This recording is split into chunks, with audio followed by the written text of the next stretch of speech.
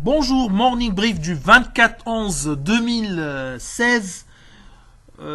Côté actualité, peu de news pour ce matin. Commentaire du marché avec Bassem.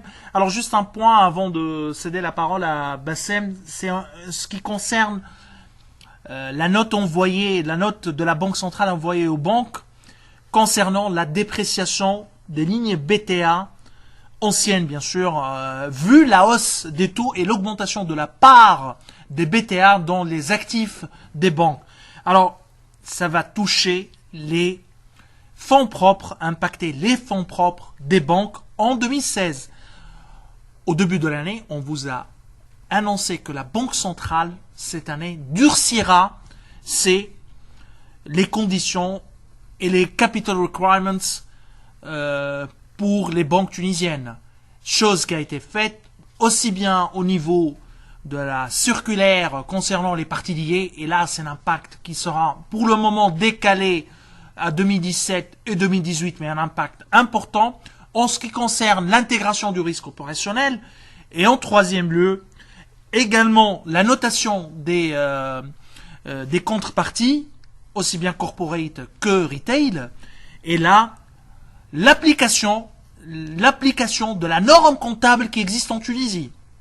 On verra l'impact sur les comptes des banques. Nous, on est en train de regarder l'impact, et à notre sens, c'est un impact qui est, disons, significatif.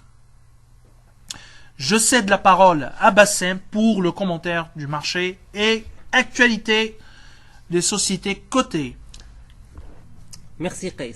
Une tendance baissière de nouveau sur le marché action tunisien qui a perdu hier 0,44% de sa valeur dans un faible volume de 3,4 millions. La meilleure performance revient à ICF plus 4,5%, STIB plus 3% et Bestlise plus 2,94%.